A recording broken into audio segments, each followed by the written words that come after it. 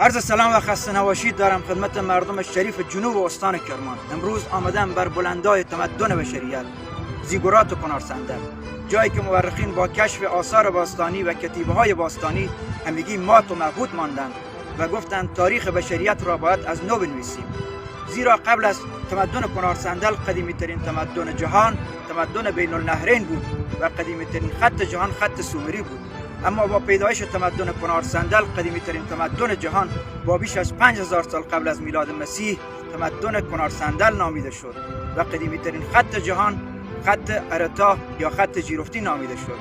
اما متاسفانه این تمدن و این مردم و این منطقه همیشه مورد بیمهری مسئولان استان نشین و مسئولان پایتخت نشین بوده. دلم میسوزد و کاری ز دستم بر نمیاد.